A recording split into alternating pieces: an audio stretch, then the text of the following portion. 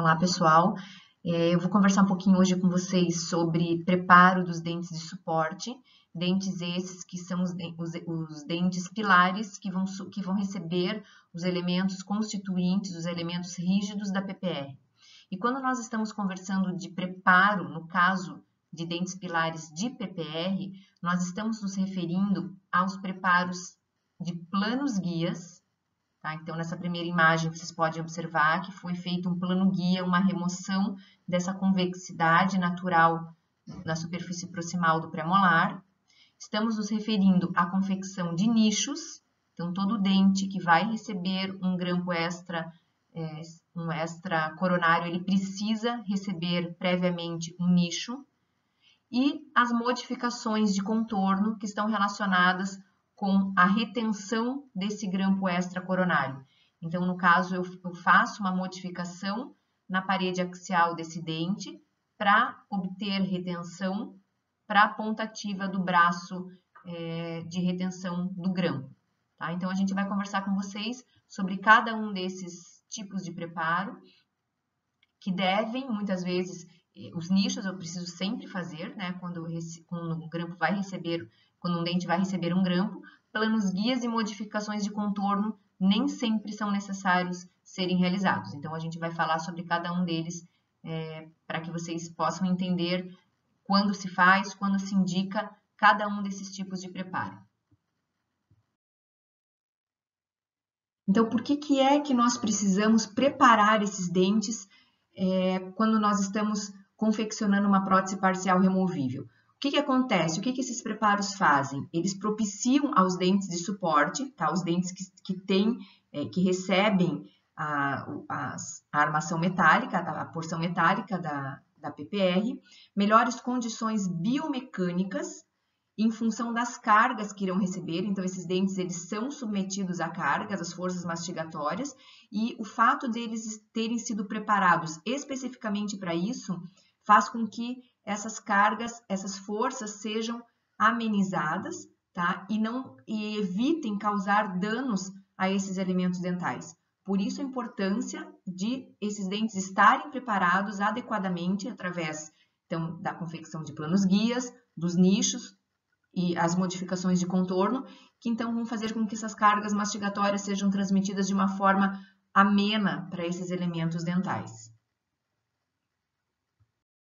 Então, o que são os planos guias? São superfícies paralelas à trajetória de inserção que são preparadas sobre os dentes de suporte. Aqui vocês podem ver que houve um desgaste nessa superfície proximal, que é o plano guia. Muitas vezes, o dente anatomicamente, ele não tem nenhuma situação, por exemplo, um equador protético muito avantajado, uma convexidade muito aumentada, que impeça a inserção e remoção dessa prótese. Então, não há necessidade da realização de plano guia. Não são todos os dentes que vão receber a prótese parcial removível que necessitam de planos guias. Vocês vão ver, eu vou passar um pouquinho mais para frente, as situações específicas da necessidade de confecção de planos guias. Mas, de qualquer maneira, o plano guia, ele torna a superfície do dente paralela à trajetória de inserção. Então, toda vez que o paciente vai inserir e remover essa prótese, não gera-se forças excessivas sobre esse elemento dental, tá? Pelo fato dela justamente estar paralela à trajetória de inserção, facilitando a inserção e remoção e retirada da prótese. Outra coisa que o plano guia promove é o aumento da retenção friccional, porque nós temos duas superfícies bem justapostas, então a PPR, a hora que ela está passando aqui bem junto a essa área preparada, que é o plano guia, faz com que haja retenção friccional, isso aumenta a retenção e a manutenção dessa prótese em boca, tá? Sob função, quando o paciente está mastigando, o fato dessa retenção friccional estar presente faz com que essa prótese se desloque o mínimo possível. E os planos guias, eles podem ser realizados nas superfícies dos dentes, que mantém íntimo contato com os elementos rígidos da prótese. Podem ser feitos tanto nas superfícies proximais, quanto na superfície lingual, palatina, ou na superfície vestibular, dependendo da situação específica de cada caso. Tá?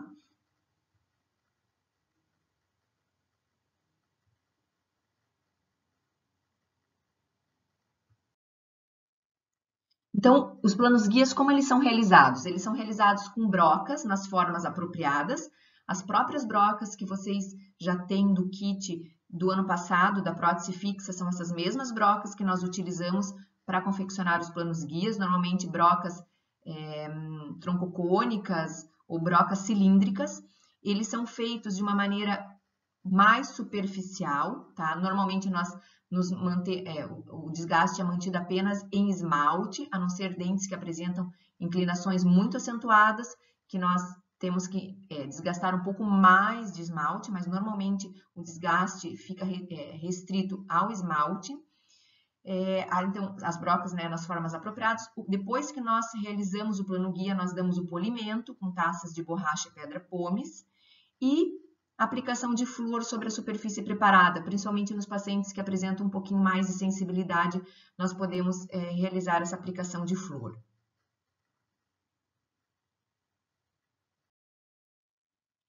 Agora, uma coisa bem importante que vocês precisam ter isso bem em mente na hora de estarem planejando uma PPR é por que e quando eu devo realizar os planos guias. Tá? Então, como eu já falei para vocês anteriormente, não são todos os dentes que vão receber, que vão suportar a PPR, precisam de planos guias. Então, a necessidade de realizar ou não os planos guias está relacionado ao equador protético dos dentes de suporte da prótese. Então, sempre assim, façam uma relação direta. Precisa ou não de plano guia, eu vou ver de acordo com o equador protético. Então, vou dar um exemplo aqui para vocês. Nesse molar aqui, nós temos aqui por vestibular, na face vestibular do dente, um braço de retenção. Vocês já sabem que o braço de retenção, ele apresenta a extremidade dele flexível, que é o único terço que fica abaixo do equador protético.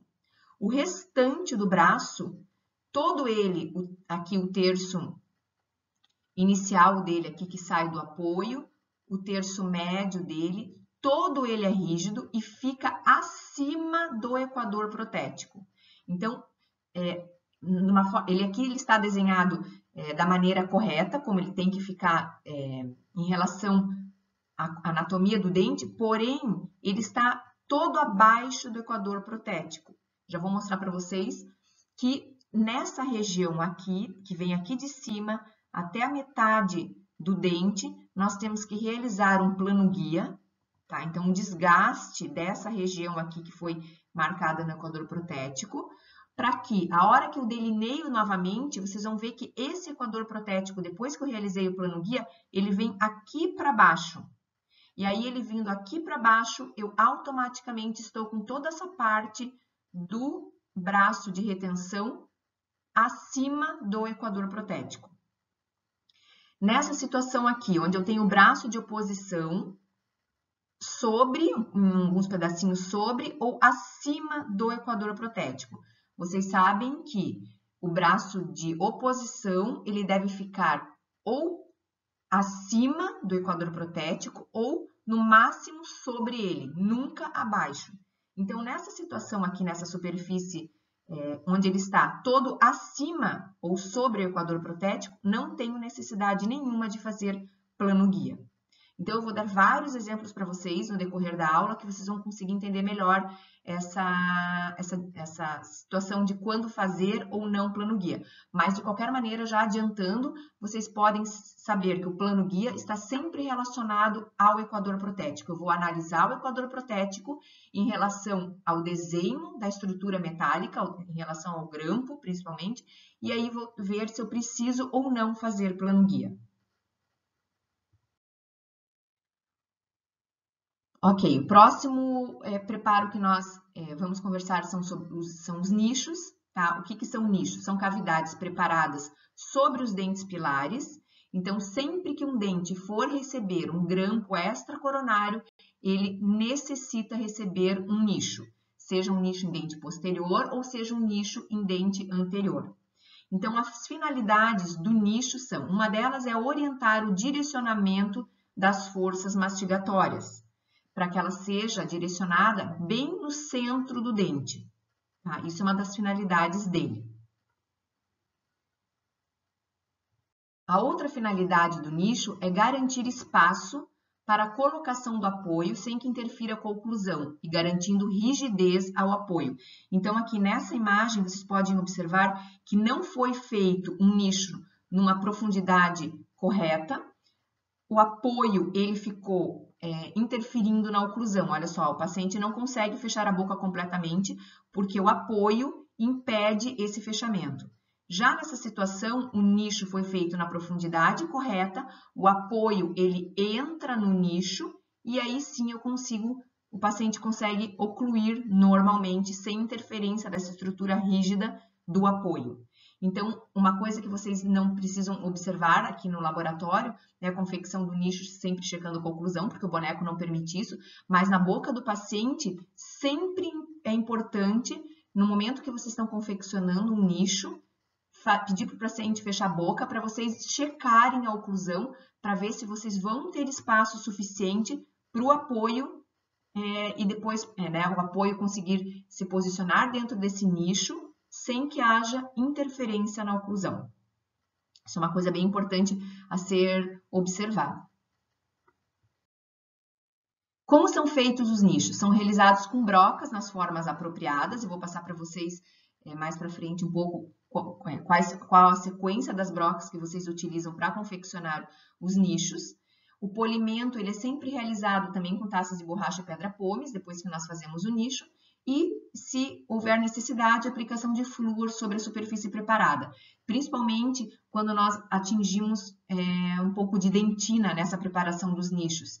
Em função da oclusão, muitas vezes nós precisamos aprofundar um pouco o nicho e esse aprofundamento envolve a dentina e aí pacientes que apresentam maior sensibilidade podem se queixar e aí a aplicação do flúor diminui um pouco essa sensibilidade.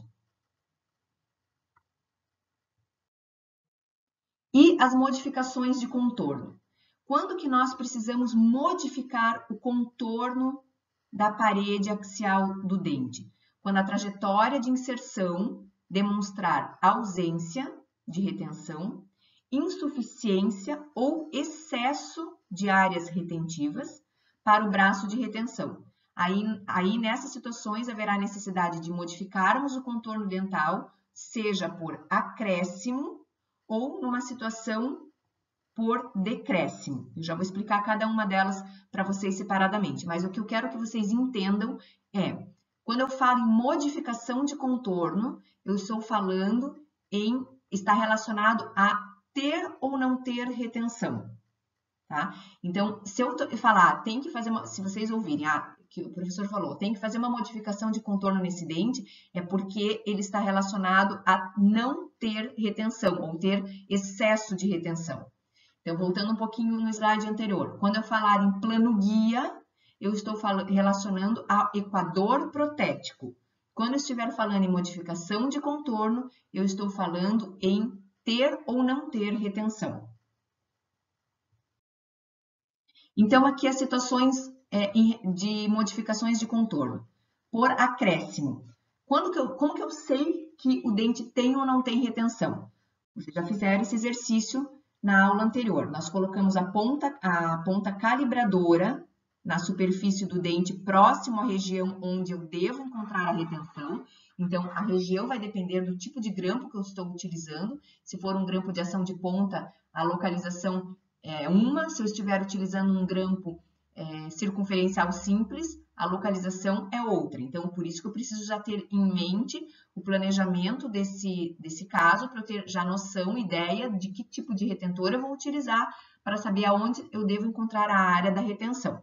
Então, por exemplo, nesse dente anterior, vai ser um grampo de ação de ponta, onde próximo dessa região eu tenho que encontrar retenção. Por que próximo? Porque eu já comentei com vocês também na aula anterior, que eu posso ir um pouquinho para a direita, um pouquinho para a esquerda, um pouquinho para cima, um pouquinho para baixo, próximo da região ideal para estar localizada a extremidade ativa desse grampo. Então, se nessa região, na região específica, ou próximo a ela, eu coloco a ponta calibradora e só encosta a lentilha da ponta e a haste não encosta, nessa região está faltando retenção. Então, o que eu posso fazer? Eu posso fazer um acréscimo, normalmente com resina composta. Então, eu nada mais eu vou fazer do que aumentar o equador protético dessa superfície dental. E aí, a hora que eu posiciono novamente a ponta calibradora, eu consigo verificar que encosta, continua encostando a lentilha, mas agora encosta a haste também. Então, nessa situação agora, que não tinha retenção, eu fiz um acréscimo e agora eu passo a ter retenção. Então, a extremidade do braço vai ser posicionada numa região que vai ter retenção. Automaticamente vai manter essa prótese em posição quando cargas tentarem removê-la da boca. Agora o grampo consegue manter retida essa prótese pelo fato de agora eu ter retenção na superfície do dente. Posso ter situações onde eu tenha que fazer decréscimo da superfície dental. Por exemplo, esse dente ele tem um excesso de retenção. Por que eu digo excesso de retenção? Porque a haste da ponta calibradora encosta no dente e a lentilha não encosta, ela está afastada. Então, como eu tenho um excesso de retenção, eu vou ter que fazer um decréscimo dessa superfície. Eu venho aqui, faço um desgaste dessa região que tem excesso, e aí, a hora que eu novamente coloco a ponta calibradora, aí eu percebo que continua encostando a haste, mas agora encosta a lentilha também. Então, nessa região onde a lentilha está encostando, é onde vai estar localizada a ponta ativa do braço de retenção desse dente. Tá? Então, nessas situações, são situações de decréscimo. Eu tenho mais uma situação que eu poderia fazer de decréscimo. Normalmente essa nós não fazemos porque ela é um pouquinho mais invasiva em relação a desgaste. Nós temos que criar uma cavidade na superfície do dente. Isso é um pouco mais, como eu falei, um pouquinho mais agressivo em relação à conservação de estrutura dental. Então, nós normalmente não optamos por essa situação, mas é uma situação que poderia, de repente, em determinado momento específico, precisar ser realizado. Então, assim, aqui é uma situação que eu continuo não tendo retenção, tá? Então, a haste, ela não encosta no dente, apenas a lentilha. Então, o que eu poderia fazer? Ao invés de fazer um acréscimo, que sempre é uma situação mais conservadora, fazer acréscimo, que é o que normalmente nós optamos, nós poderíamos fazer uma cavidadezinha na parede do dente, e aí, a hora que eu posiciono a ponta calibradora, eu encosta a haste e encosta a lentilha, porque a lentilha ela entra para dentro dessa cavidade que eu preparei, e aí sim, essa região aonde foi feita a cavidade é onde ficará alojada a extremidade ativa do grampo de retenção. Como eu falei para vocês, normalmente essa situação clínica nós procuramos evitar por ser uma situação irreversível de desgaste, mas é uma possibilidade que de repente vocês podem encontrar na literatura também. Normalmente nós utilizamos o acréscimo nessas situações ou num excesso de retenção, nós fazemos o decréscimo, desgastamos a estrutura do dente para que nós possamos ter, então, a quantidade de retenção adequada.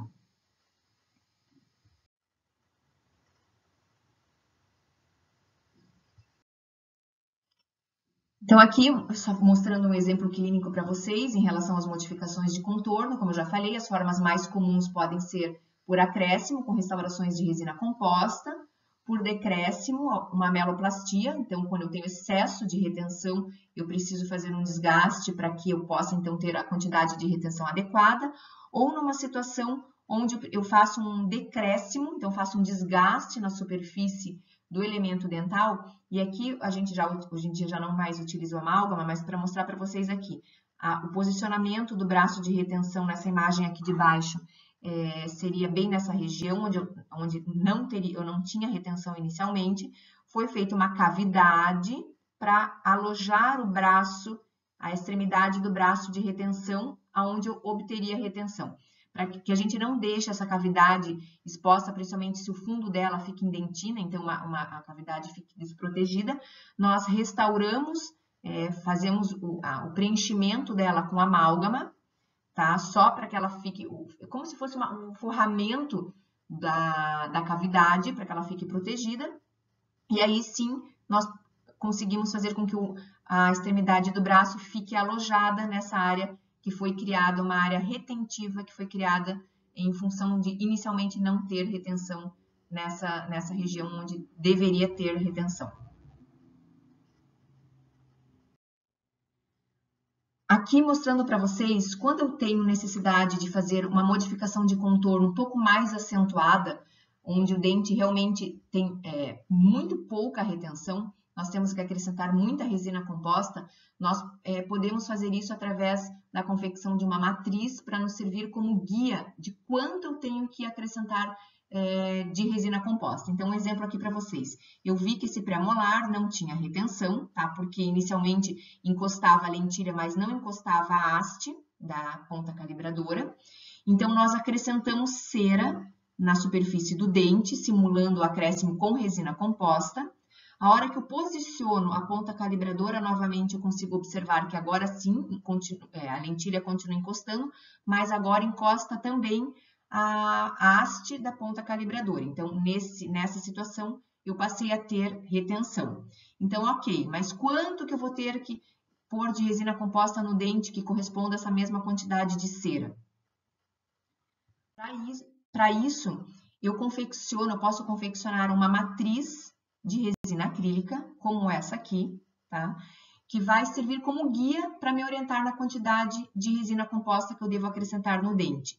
Então, eu até posso estender essa guia de resina um pouquinho mais sobre o dente adjacente aqui, para eu ter uma referência para que ela pare, tem um stop bem na posição adequada, tá? Então, não deixo ela só restrita ao dente em questão, eu aumento um pouquinho para o dente do lado.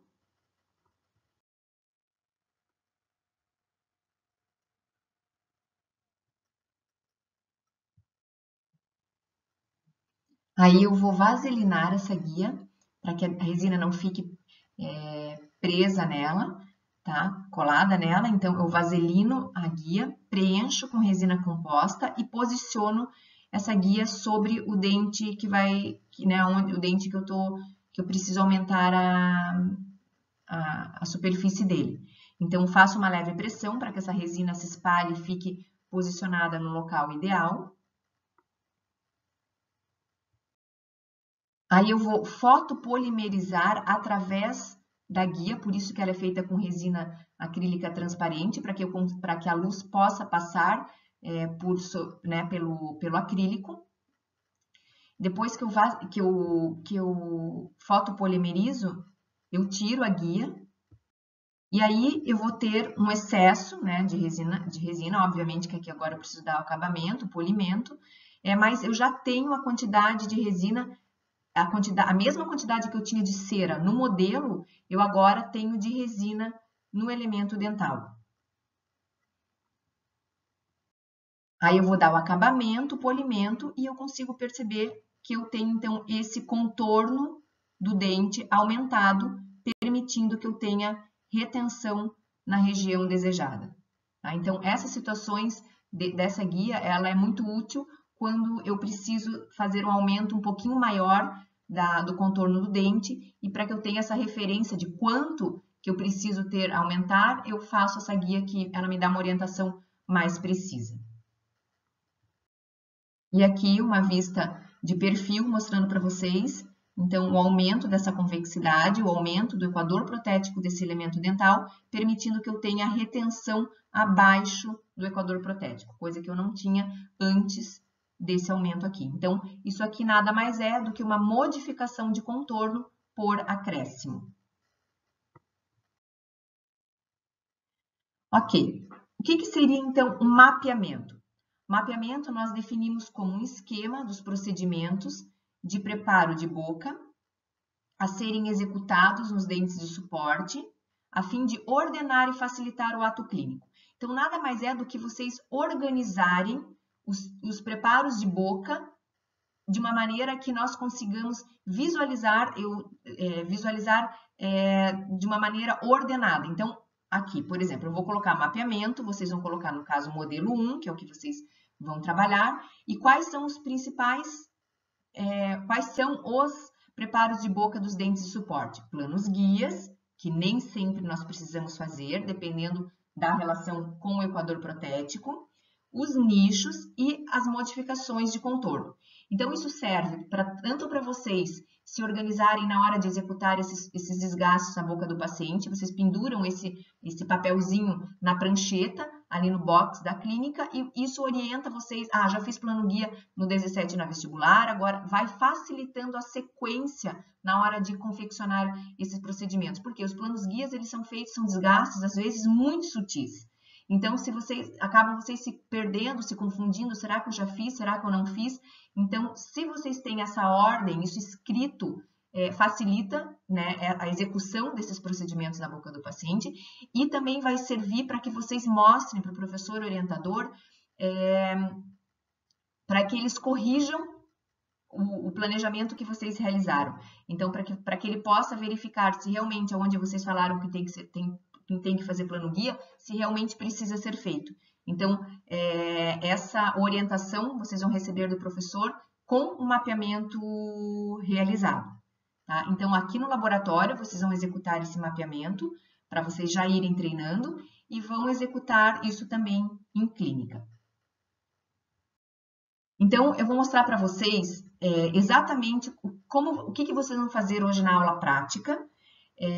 Vocês vão trabalhar hoje com o modelo 1 e com o modelo 3. Eu vou tentar, esclarecer bem essas situações de quando fazer plano guia, de quando não fazer. De primeira vez fica um pouquinho mais, talvez um pouco mais complicado para vocês entenderem, mas eu acho que com todos os exemplos que eu vou passar aqui para vocês, vai ficar bem claro e vocês vão finalizar a aula sabendo quando precisam e quando não precisam fazer os planos guias e depois também as modificações de contorno. Então, esse modelo 1, eu vou analisar esses 4 dentes, tá? O molar, o pré-molar, canino e outro molar, que são os dentes pilares, que são os dentes que vão receber as estruturas rígidas dessa PPR. Não tem necessidade nenhuma de avaliar, de delinear nenhum outro dente que não receba os elementos, né, os elementos constituintes da prótese. Então, são esses 4 dentes que vão ser feitos a análise deles para saber se eles precisam ou não receber planos guias, modificações de contorno e nichos, obrigatoriamente eles precisam receber, porque eles vão receber grampos. Então, eles precisam receber nichos. Ok, então eu peguei esse modelo, já fiz a análise dele, eu vou mostrar para vocês como é feita essa análise, e à medida que eu vou fazendo a análise, eu vou criando o mapeamento. Então, eu vou olhando em cada face do dente, 17, quais são as regiões que precisam receber planos guias. No meu caso, do meu modelo, precisou na vestibular, na mesiovestibular, na mesial e na mesiopalatina do dente vão precisar receber planos guias. Calma, que eu já vou explicar como eu fiz essa análise. No dente 14, na distovestibular, na distal e na mesiopalatina do dente. No 23, só na distal. No 27, na mesiovestibular, na mesial e na mesiopalatina do dente. Então, essas são as necessidades de planos guias nesses 4 dentes de suporte da PPR.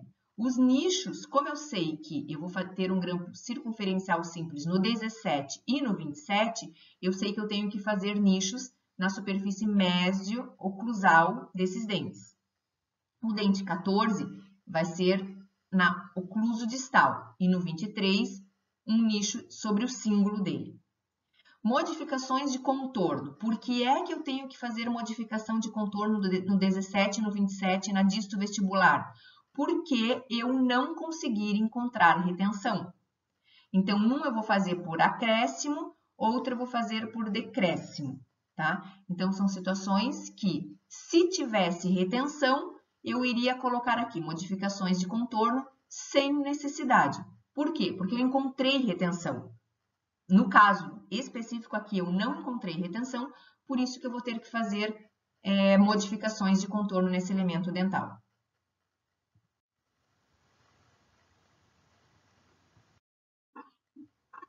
Ok, depois que eu fiz o mapeamento, eu vou realizar, então, o preparo de boca. No caso, o preparo de boca, ele é realizado, então, com brocas. Aqui as brocas principais que nós vamos utilizar a 10,14, a 10,34, a 32,16 e a 30,69. São brocas, acho que a 32,16 vocês não têm no kit, mas pode ser substituída pela 41,38, tá? Mas são as brocas que vocês têm já no kit de prótese fixa. Então, a gente começa analisando da seguinte maneira. Os planos guias, tá? A gente vai começar o mapeamento, eu vou destrinchar aquele mapeamento com vocês, um dente por um, face por face. Então, a primeira coisa para vocês entenderem, sempre que vocês forem analisar a face do dente, a gente divide a face em terços, em 3 terços, tá? Então, esse aqui é o terço, o primeiro terço é o terço mésio-palatino. Aí, o terço do meio nós chamamos de terço palatino. E o terço próximo à distal é o terço disto-palatino. Então, novamente repetindo, eu divido em 3 terços a superfície palatina do dente. Essa é a mésio-palatina. O terço do meio é o terço palatino. E esse terço é o terço disto-palatino. Então, aqui na vestibular... aqui é palatina, depois eu mostro na vestibular. Na vestibular seria a mésio-vestibular, o terço do meio médio, terço vestibular e o disto vestibular. Então, isso é a primeira coisa que vocês precisam entender, que nós dividimos a face do dente em 3. Então, aqui nós estamos analisando a superfície palatina do dente 17. Vocês já fizeram em aula anterior o desenho, tá, da armação metálica. E nós comentamos com vocês que o desenho ele tem que ser feito exatamente na posição ideal que esses braços devem ficar localizados sobre o dente.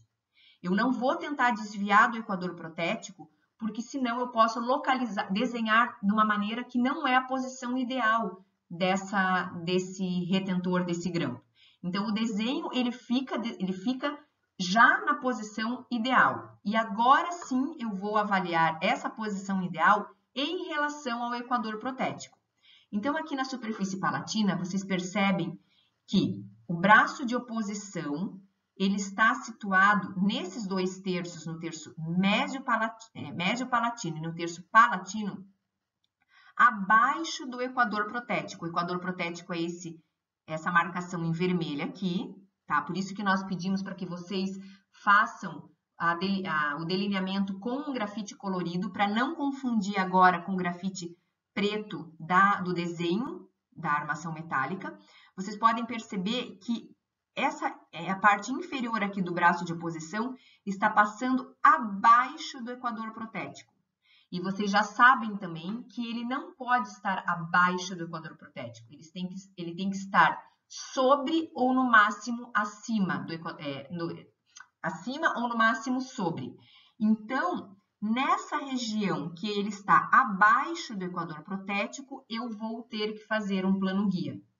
Eu falei para vocês no início da aula, plano guia está relacionado com equador protético. Então, se o equador protético aqui está numa posição o braço de oposição está numa posição inadequada em relação ao equador protético, eu tenho que fazer um plano guia. Então, eu vou colocar aqui que na superfície mésio-palatina, tá, do 17, isso eu vou escrever lá no mapeamento, que é essa região aqui, mésio-palatina, precisa ser feito um plano guia. Então, aqui foi feito um desgaste no modelo, só para vocês verificarem como é feito esse desgaste. Vocês não vão precisar fazer no modelo, vocês vão fazer esse desgaste do plano guia direto na boca do paciente, mas o plano guia na superfície mésio-palatina já foi realizado. Se eu fosse delinear novamente esse dente, o equador protético dele estaria passando aqui embaixo agora. E aí, automaticamente, o braço de oposição fica todo acima do novo equador protético. Tá? Tem vários slides, né, de vários dentes para vocês irem entendendo esse processo. Então, aqui, só mostrando para vocês o posicionamento da broca para fazer esse desgaste. E aqui o dente, a superfície mésio-palatina, que foi desgastada, foi realizado então o plano guia. A broca ela tem que ficar, né, no modelo, na mesma posição que vai ser feito o desgaste do plano guia na boca do paciente. Então, aqui a superfície mesiopalatina já feito o desgaste, tá? Aqui tem um desgaste a mais, mas eu já vou mostrar para vocês no próximo slide. Então, feito um plano guia. Esse desgaste nada mais é do que um plano guia para que o equador protético venha mais para baixo, para que o braço de oposição fique acima ou no máximo sobre o equador protético. Na região vestibular, aqui também, eu vou dividir o dente em terços. Terço médio vestibular, terço vestibular e terço disto vestibular. Na vestibular fica posicionado o braço de retenção. Já falei também que o braço de retenção, ele fica com os 2 terços iniciais dele acima do equador protético. Acima. Nem sobre ele pode ficar, ele tem que ficar acima. Por que nem sobre? Porque sobre é a região de maior contorno da superfície dental e ele iria forçar muito a passagem dele sobre o equador protético no momento da inserção e remoção dessa prótese em boca. Ia forçar muito esse elemento dental. Então, toda essa estrutura rígida tem que ficar acima do equador protético. Só a extremidade dele fica abaixo do equador protético. Então, aqui eu desenhei a posição ideal desse braço, só que não ideal em relação ao equador protético. Então, eu sei que na superfície mesiovestibular, nesse terço mesiovestibular e no terço vestibular, eu vou ter que fazer um plano guia para que, a hora que eu delineio novamente esse dente, o equador protético passa aqui embaixo do braço, ficando só a extremidade ativa abaixo do braço de retenção, abaixo do equador protético. Então, se eu delineasse novamente, esse equador protético estaria passando aqui, aqui e aqui. Então, essa região que tem que ficar acima, está agora acima. Então, isso aqui foi o plano guia que foi realizado no modelo, que deve ser realizado na boca do paciente. Então, aqui, ó, na boca do paciente, foi realizado na superfície vestibular, o plano guia, e na superfície mesiovestibular, nos 2 terços necessários para que o equador protético passe agora, venha mais para baixo e o braço fique acima do equador protético. Na mesial, eu vou fazer porque a mesial ela tem uma leve convexidade que impede que o conector menor fique bem justaposto a essa superfície proximal. Então, eu faço o plano guia nessa região para que eu tenha uma retenção friccional maior aqui do contato do conector menor com essa região. Não são todos os dentes que precisam ser feitos o plano guia nessa região proximal, mas se ele apresentar essa convexidade que impede essa justaposição do conector menor nessa região, eu faço o plano guia aqui também. Então, a superfície proximal, o plano guia foi feito, mostrando aqui no modelo e agora no dente, né, ou no caso na boca do paciente. Uma mesial feita. Agora vamos analisar o dente 14. O dente 14 na superfície vestibular, novamente falando para vocês, eu divido em terços, então esse é o terço disto vestibular, o terço vestibular e o terço mesiovestibular. Pelo desenho que eu fiz aqui do braço de retenção no pré-molar, eu verifico que a extremidade dele, a ponta ativa flexível, está abaixo do equador protético. Ok, é aqui que ela tem que ficar. Só que os outros 2 terços do braço de retenção também estão abaixo do equador protético. E ele não pode ficar abaixo do equador protético, ele tem que ficar acima do equador protético. Só que se eu desenhasse ele acima do equador protético, ele ia ficar muito proclusal. Então, eu desenho na posição ideal que ele tem que ficar, só que aí eu preciso fazer o plano guia. Plano guia no terço disto vestibular, que é nessa região aqui, e um plano guia na vestibular. Para quê? Para que a hora que eu delineio novamente, o equador protético vai agora passar nessa região aqui, ó, mais para a cervical, deixando esses 2/3 do braço de retenção acima do equador protético, que é onde ele deve ficar, acima do equador protético. Então, eu faço com essas pontas recortadoras que vocês nem têm no kit de vocês emprestado, o desgaste, mas só para vocês visualizarem o desgaste na disto vestibular e um pouco mais aqui para vestibular. Os planos guias foram realizados em função, então, do posicionamento do equador protético. Aqui o plano guia da disto, do terço disto vestibular realizado.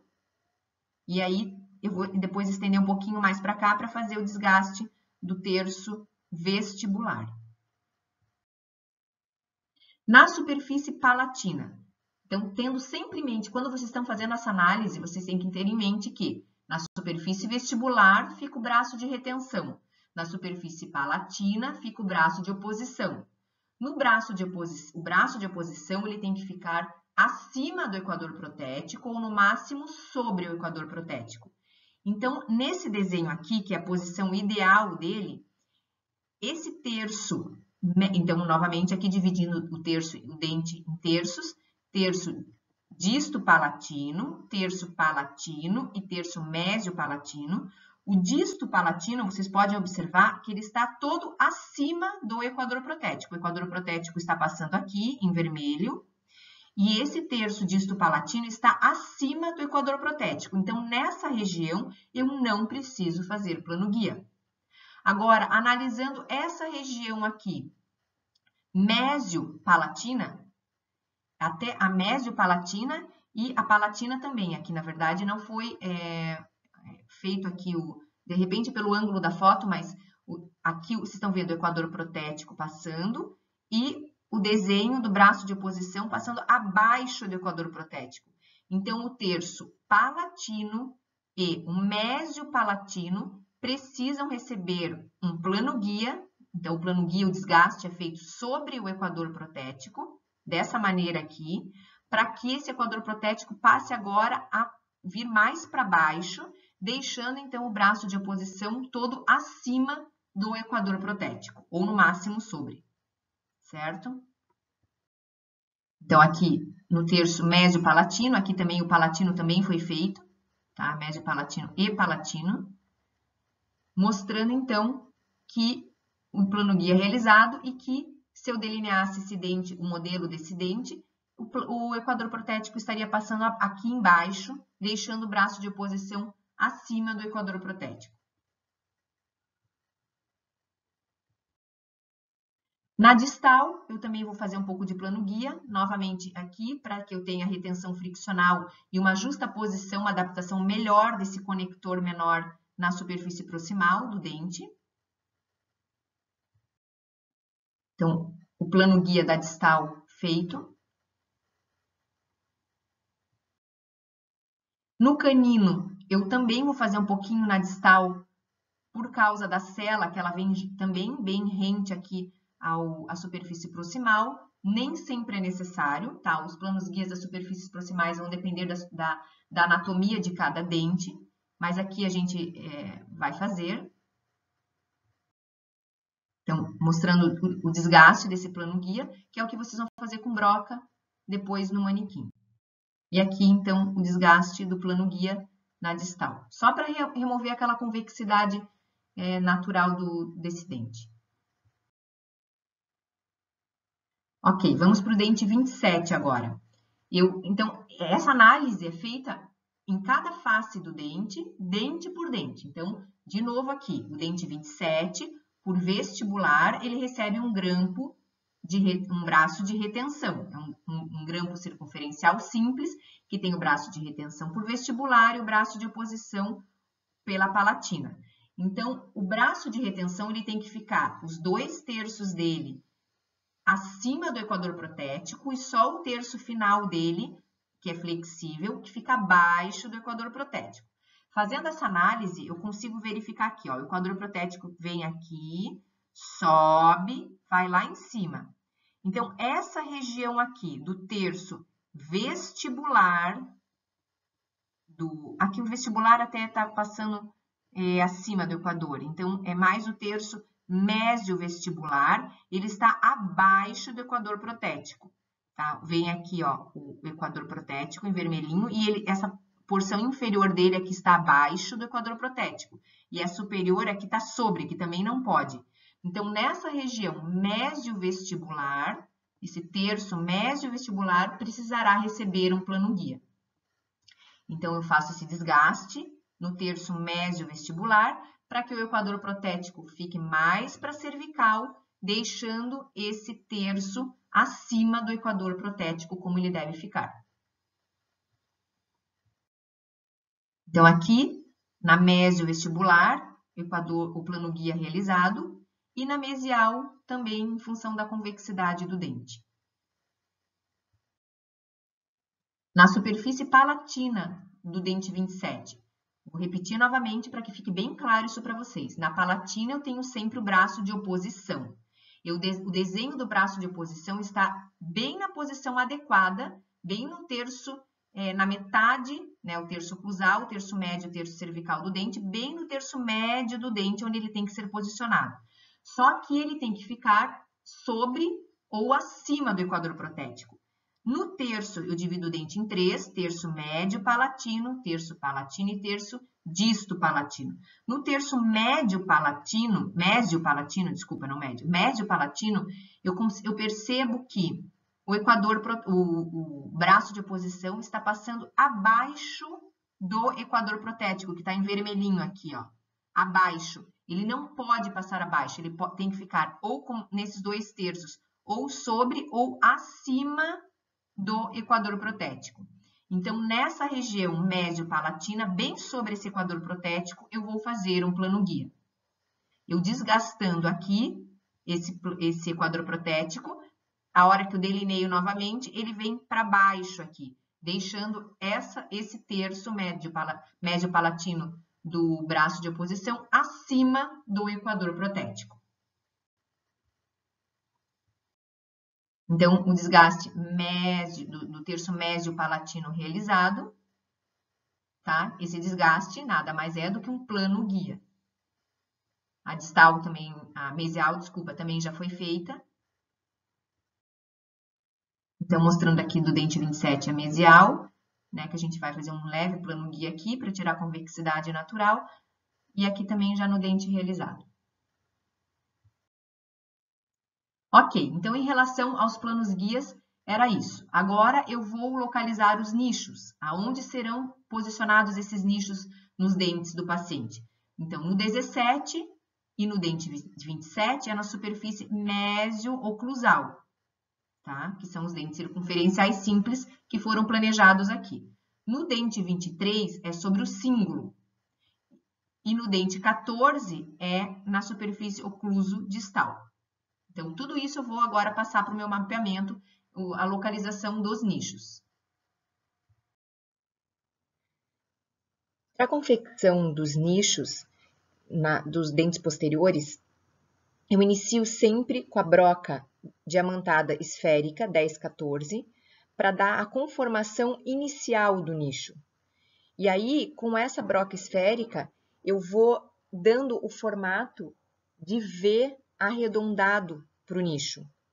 A partir do momento que essa conformação do nicho já foi realizada com a broca 1014, eu passo para a broca 3069, que ela tem a extremidade reta, aonde ela vai regularizar a superfície pulpar do nicho, deixando-a plana ou levemente inclinada para o centro do dente, para que as forças mastigatórias sejam incididas no centro do dente. E com essa broca também eu vou arredondando as paredes circundantes do nicho, deixando-as expulsivas para o oclusal. Elas não podem ficar retentivas, ou seja, convergentes para o oclusal, senão isso dificultaria o assentamento do apoio, que é uma estrutura rígida que precisa ter esse nicho, essa conformação expulsiva, para que o apoio consiga se assentar, então, nessa cavidade preparada. E aqui está, então, o nicho pronto no molar, Vocês podem ver, ele tem um formato de V arredondado. A profundidade dele fica em torno, em média, de 1,5 milímetros. Isso vai depender também da oclusão do paciente. Então, se o paciente oclui bem nessa região, eu vou precisar aprofundar um pouquinho mais o nicho. Aqui do lado direito eu tenho um esquema de quanto, em termos de superfície oclusal, esse nicho ele deve ocupar. Então, no sentido mésio-distal, eu divido o dente em 4 e no sentido vestíbulo-lingual em 3. E aí, essa aqui é a porção, a dimensão real que o nicho deve ocupar em relação à superfície oclusal como um todo. O nicho do pré-molar, ele segue o mesmo princípio do molar. Nós iniciamos a confecção do nicho com a broca 1014, para dar já esse aspecto de V arredondado. A profundidade também eu já posso chegar em aproximadamente 1,5 mm. As paredes também têm que ser expulsivas para oclusal. Depois de dar essa conformação inicial com a broca 1014, eu passo para 3069 para planificar a parede pulpar ou direcioná-la inclinada levemente para o centro do dente. E as dimensões que o nicho no pré-molar deve ocupar semelhante ao do pré-molar, só que aí como o dente pré-molar é menor, nós dividimos o dente em 3/3 no sentido mésio-distal e em 3/3 no sentido vestíbulo-lingual. E aí é essa dimensão aqui, desse terço, que o nicho ocupa na superfície oclusal do pré-molar. Já o nicho sobre o cíngulo, ele é um pouco mais, digamos assim, difícil, um pouquinho mais trabalhoso para ser realizado. Nós iniciamos com a broca troncocônica de extremidade reta, que é a 3069. Então, nós vamos fazer um nicho sobre o cíngulo. Nesse momento, quando a gente está fazendo o cíngulo na boca do paciente, é importante nós checarmos os pontos de oclusão nessa superfície palatina, para que nós possamos ou tentar desviar um pouco do ponto de contato do dente antagonista, ou, se não for possível, nós sabemos que teremos que aprofundar um pouquinho mais o nicho para que tenha espaço para o apoio e não haja interferência na oclusão do paciente. Então, com a broca 3069, nós vamos desgastar. Eu posso desgastar de uma forma reta ou acompanhando a anatomia do cíngulo. Vou criar como se fosse um anteparo em cima do cíngulo. Cuidado para que o corpo da broca, no momento que eu estou desgastando com a extremidade dela sobre o cíngulo, criando o nicho, não fique desgastando a parede palatina do dente. Então, eu tenho que prestar atenção nisso no momento de fazer um nicho sobre o cíngulo. E, para dar o acabamento do nicho sobre o cíngulo, eu vou utilizar a broca cone invertida 1034 para fazer a finalização do nicho. Ela tem um formato de cone, que vai realmente dar o acabamento do nicho, só que também eu tenho que ter cuidado para que essa base plana da broca não crie uma cavidade na parede palatina no momento que eu estou dando o acabamento do nicho. Então, bastante cuidado para que essa base da broca, do cone, não encoste na superfície palatina do dente, criando uma cavidade nessa parede axial. A importância nesse momento é só o cone desgastar, dar o acabamento sobre o cíngulo. Então, mostrando para vocês o nicho realizado. O nicho do cíngulo. No dente 27 também vai ser um nicho MO. Então, também com a broca 1014, dou a conformação inicial do nicho, para depois, então, eu poder passar para 3069, para criar expulsividade nas paredes circundantes do nicho. Então, já foi em relação aos 3 tipos de preparo. Plano guia, a gente já viu, os nichos e agora as modificações de contorno. As modificações de contorno, vocês não precisam colocar a ponta calibradora novamente, porque lembra que eu comentei com vocês na aula anterior, que quem não tivesse encontrado retenção era para colocar um X na base do modelo. Ok, vocês vão agora só ver os dentes que tem X, vão colocar lá, modificação de contorno do dente 17, eu coloquei um X no meu modelo, porque eu não tenho retenção, aqui ó, é um braço de retenção, a retenção tem que estar localizada próximo a essa região. A hora que eu posicionei a ponta calibradora nessa região, encostou a lentilha, mas não encostou a haste. Então, eu fiz um X na base do meu modelo, eu sei que nesse dente eu vou ter que fazer um acréscimo, porque eu estou falando agora de modificação de contorno que está relacionado a ter ou não ter retenção. Como eu não tenho retenção, eu vou fazer um acréscimo nessa superfície aqui, para que essa ponta calibradora possa encostar também na superfície do dente. No caso, vai encostar na resina, mas que é uma simulação da superfície dental. Então, aqui, ó, eu coloco cera. A hora que eu coloquei essa quantidade de cera, encostou a haste, ok? Mas agora afastou a lentilha. Então, com a Lecron, eu desgasto um pouquinho essa cera, até que eu consiga fazer com que a haste esteja encostada no dente e a lentilha também. Então, aqui, ó, desgastei a cera e, ok, a lentilha encostou e a haste também está encostada. Então, essa mesma quantidade de cera que eu coloquei no modelo para simular um acréscimo, eu vou colocar na boca do paciente essa resina para que eu possa vir a ter retenção, então, nessa região. Aqui no laboratório, vocês não vão precisar fazer as modificações de contorno, acréscimo com resina, tá? Quero que vocês entendam quando precisa ser feita ou não, e vocês vão colocar isso no mapeamento, tá? Se precisa ou não, mas não vão precisar fazer o acréscimo com resina, senão vocês iam demorar muito, a gente ia ficar muito tempo aqui, não ia dar tempo. Então, aqui só mostrando que a gente vai colocar essa resina, simulando essa mesma quantidade de cera, para que eu tenha aumento dessa superfície, aumento do contorno do dente, para que eu venha a ter retenção nessa área desejada. Então, aqui já foi feito o acréscimo, tá bem sutil, não dá para ver muito, mas já tenho a resina composta posicionada. E no dente 14, não tem necessidade, porque encostou a haste, encostou a lentilha, eu também nem tinha feito o X na base do modelo. Ok, eu só vou colocar no mapeamento. 14, sem necessidade. No 23, também não tem necessidade, porque encostou a haste e encostou a lentilha. Esse mapeamento é o que vocês vão fazer na prova, tá? Então, treinem o mapeamento, entendam o mapeamento, porque vocês vão nos entregar o modelo com a armação metálica desenhada, um mapeamento feito, e a gente vai conferir todas as faces que vocês verificaram, se precisavam ou não de plano guia, se precisavam ou não modificação de contorno, nós vamos checar. Então, não tem necessidade, vocês vão escrever lá no mapeamento de vocês, 23, sem necessidade.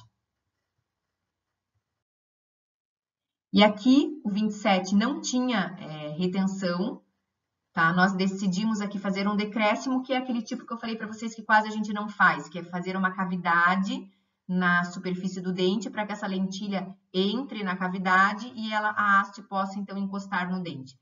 Como é uma situação um pouco mais invasiva e irreversível de desgaste da superfície do dente, nós preferimos sempre fazer acréscimo ao invés de decréscimo. Então, no caso aqui, só simulando que a gente fez um decréscimo, com a Lecron nós tiramos um pouquinho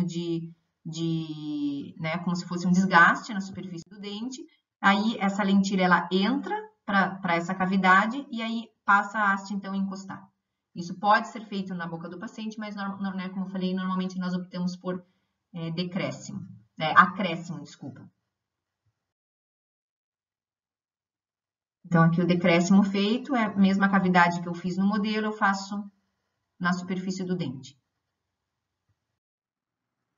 Bom, e agora o modelo 3. Nós vamos fazer as mesmas coisas que a gente fez em relação ao modelo 1. Então, o modelo 3 é uma classe 2, né? Porque a gente tem espaço edentado unilateral com duas modificações.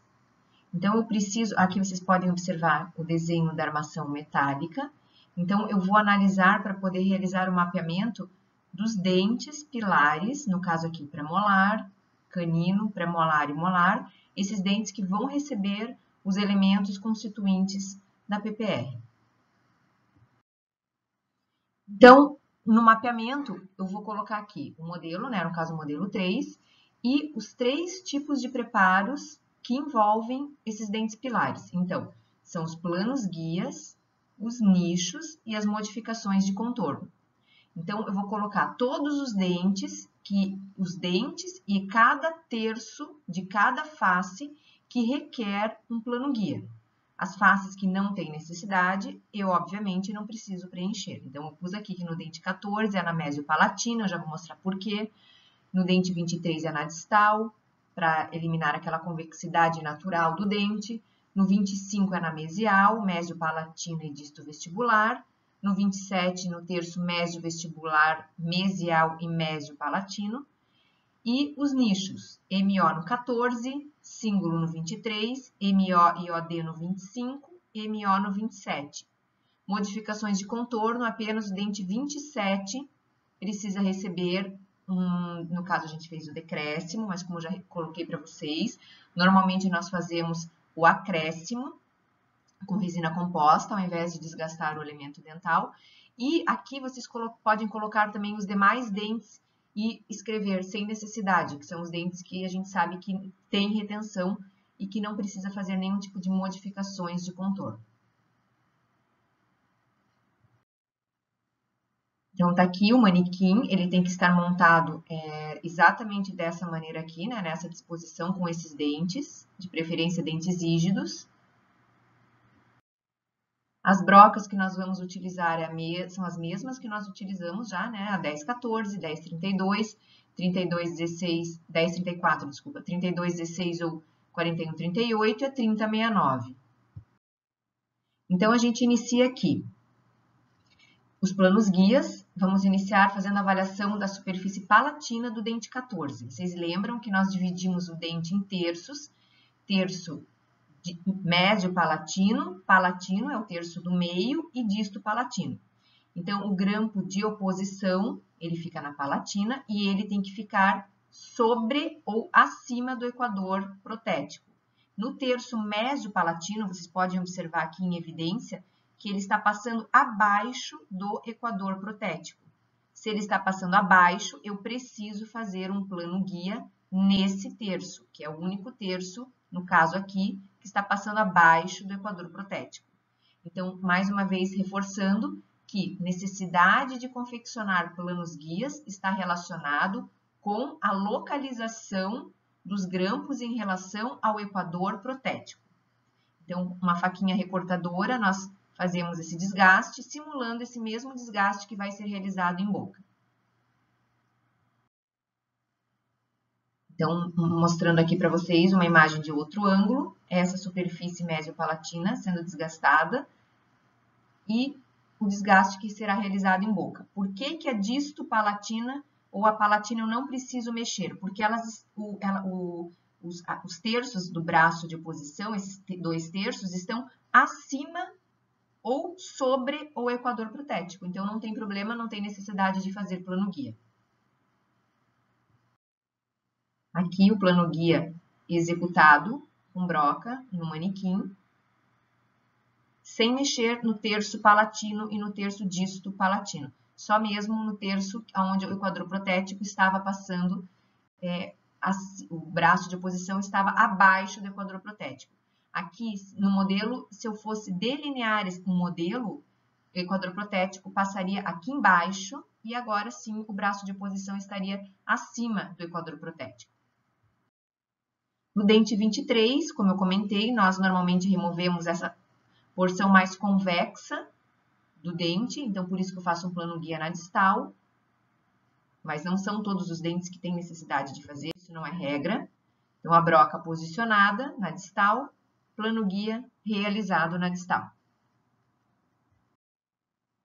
Na mesial do premolar, a mesma coisa, em função dessa convexidade do dente, para que esse conector menor passe bem justaposto a esse plano guia, essa superfície, então, que agora se tornou paralela à trajetória de inserção, aumentando a retenção friccional desse elemento, desse conector menor ao dente, fazendo com que essa prótese seja mantida mais retentiva em boca. E também faz com que, durante a inserção e remoção da prótese, não haja nenhum tipo de cargas excessivas realizadas sobre esse elemento dental.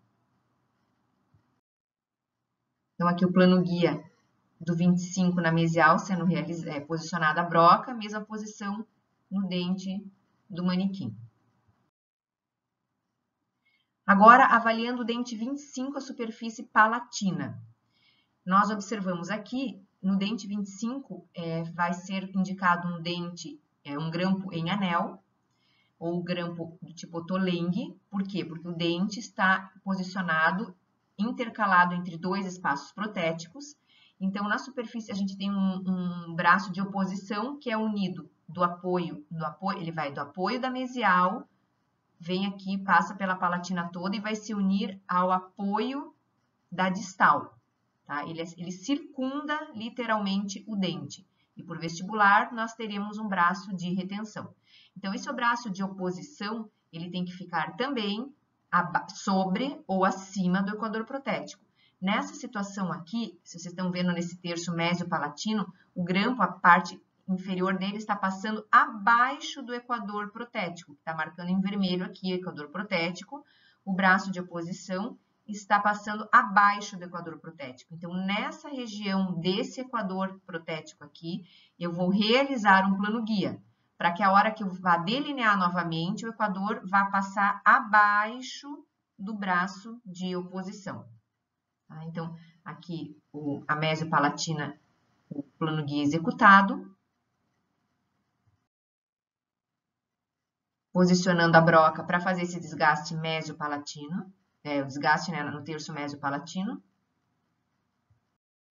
Desgaste realizado. Aqui já se uniu junto o desgaste da mesial para remover essa convexidade natural do dente. Na vestibular, nós também vamos fazer análise. Então, eu divido o dente em 3 terços, o terço disto vestibular, vestibular e o mésio vestibular. Se nós analisarmos aqui, a extremidade, a ponta ativa, flexível do braço de retenção está abaixo do equador protético, ok? Tá certo, onde ela deve ficar. Só que os 2 terços iniciais do braço de retenção estão abaixo do equador protético. E eles não podem ficar abaixo e nem sobre o equador protético. Eles têm que ficar acima do equador protético. Sendo assim, o terço disto vestibular, aqui até eu incluiria o terço vestibular, tá? Devem ser realizados um plano guia sobre esse equador protético nesses 2 terços. Por quê? A hora que eu realizo o plano guia nessa região do equador protético, a hora que eu delineio novamente o equador protético passa a vir aqui para baixo e aonde eu não mexi, ele continua. Quando ele está passando aqui embaixo, automaticamente o braço de retenção já está acima do equador protético. Então, só recapitulando, o braço, os 2 terços iniciais do braço de retenção, eles devem ficar acima do equador protético, porque eles são rígidos. E se eles forçarem e estiverem abaixo do equador protético, ou sobre, cada vez que o paciente inserir ou remover essa prótese da boca, essa parte rígida passando sobre o equador protético, que é a área mais convexa do dente, vai causar forças demasiadas, excessivas sobre esse elemento dental. E com o passar do tempo, ele pode sofrer com essa passagem de inserção e remoção da prótese, essas forças que estão incidindo sobre ele, e aí as consequências de perda óssea, mobilidade, até a própria perda do elemento dental. Então, por esse motivo, essa porção rígida do braço de retenção tem que ficar acima do equador protético. Então, aqui com a ponta recortadora, mostrando como deve ser feito o desgaste nesse terço específico disso vestibular e até aqui um pouquinho da vestibular. Então, aqui a broca posicionada para ser realizado o plano guia. broca posicionada no dente do manequim. E aí o desgaste do terço disto vestibular. Aqui não mostra que é vestibular também, então depende do ângulo, como a gente tira a foto, parece que estava o equador protético também passando acima do braço no terço vestibular, mas aqui nessa imagem mostra bem que é só na disto vestibular. Em relação ao dente 27, na superfície vestibular, novamente aqui, divido o dente em 3/3, mésio vestibular, vestibular e disto vestibular. O disto vestibular está ok, porque a ponta ativa flexível do braço de retenção está abaixo do equador protético, como ela deve ficar. O terço vestibular também está ok, porque esse terço do grampo de retenção está acima do equador protético. Só que esse terço mésio-vestibular, o braço de retenção está passando abaixo do equador protético. Como ele está passando abaixo e não pode, ele tem que estar acima do equador protético, nesse terço eu tenho que realizar um plano-guia. Então, realizo o plano-guia. Se eu fosse delinear novamente, vocês iriam observar que o equador protético viria aqui e viria aqui para baixo, deixando esse segmento do braço do terço médio vestibular acima do equador protético, como ele tem que ficar. Então, a broca posicionada nesse terço médio vestibular, onde eu tenho que fazer o plano guia. Já vou aproveitar, vou fazer o plano guia na mesial. Plano guia na médio vestibular realizado e na mesial realizado. Agora, a superfície palatina do dente 27. Novamente, eu divido em 3/3, terço médio palatino, terço palatino e disto palatino. Eu consigo observar que o terço médio palatino, o braço de oposição, está passando abaixo do equador protético.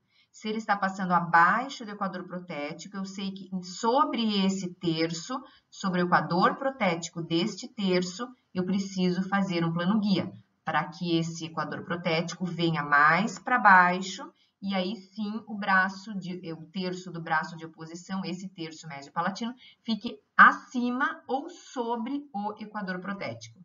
Vocês podem observar aqui no restante dessa segunda imagem, que o braço de oposição aqui está sobre o equador protético. Aí não tem problema, não tem necessidade de realizar plano guia. Então, a broca posicionada, para eu poder realizar, então, o desgaste médio palatino. Plano guia realizado. Vocês podem observar, a gente até pintou de azul para que isso fique bem nítido e visível para vocês, que o desgaste ele é superficial, se restringindo a esmalte. Eventualmente, devido a um mau posicionamento do dente, nós teremos que desgastar um pouco mais, invadir um pouco mais de esmalte. Mas, normalmente, é uma quantidade muito pequena de esmalte que é desgastado quando nós estamos realizando os planos guias. Ok, então a análise dos planos guias já foi feito, então todos aqueles terços com necessidade de realizar plano guia já está anotado no meu mapeamento. Agora eu vou anotar no mapeamento os nichos, quais são os dentes que vão receber os nichos e em que faces de cada dente, esses nichos vão estar presentes. Então, no 14, como é uma extremidade livre, vocês sabem que o nicho, o apoio, fica sempre na mesial, numa extremidade livre, nunca na distal.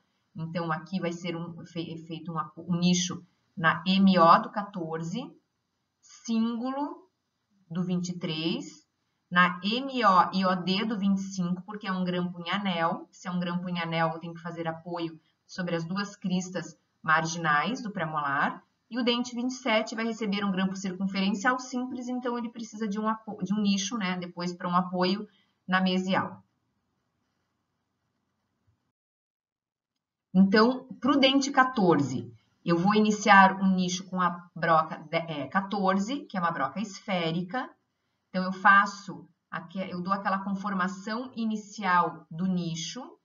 E para eu deixar a superfície pulpar dele plana, a parede pulpar plana, eu utilizo daí, troco para a broca 3069. A parede ela pode ser plana ou levemente inclinada para o centro do dente, para direcionar essas forças para o centro do dente. Esse nicho aqui, do 14, ele vai ter um desgaste com uma pequena variação em função do braço de oposição que vai sair aqui desse apoio para abraçar o dente aqui na palatina.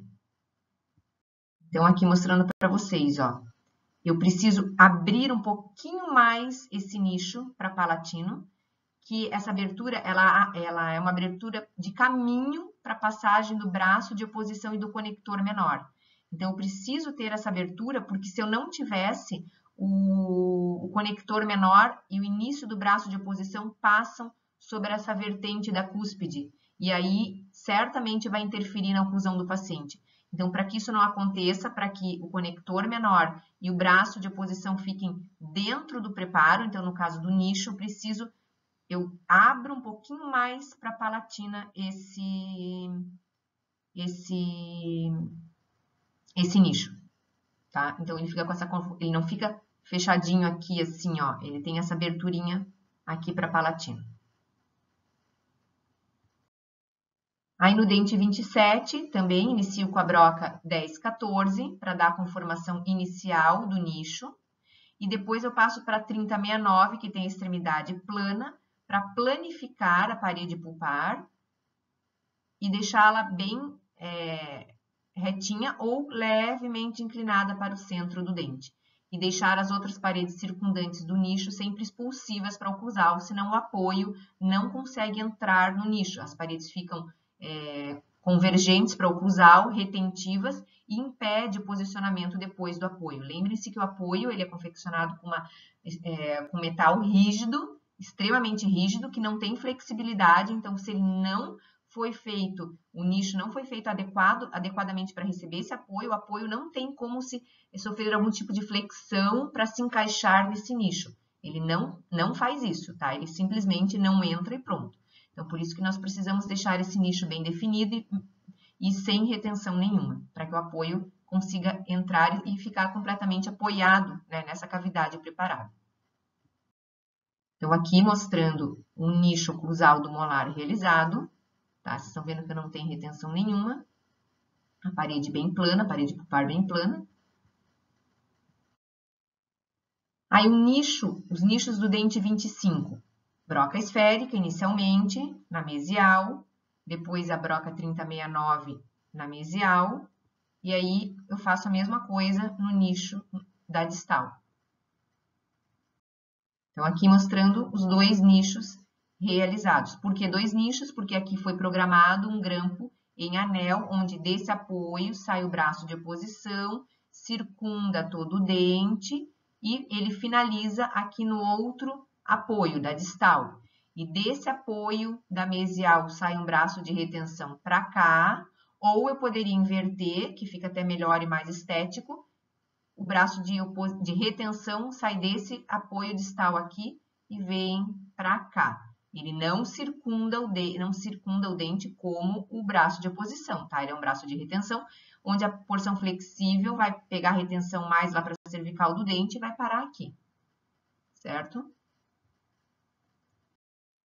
E no canino vai ser um apoio de cíngulo, então vocês iniciam com a broca 3069, criando um stop sobre esse cíngulo. Cuidado com o restante da broca para ela não ficar desgastando a parede palatina enquanto vocês estão com a extremidade dela fazendo esse anteparo, né, esse nicho sobre o cíngulo.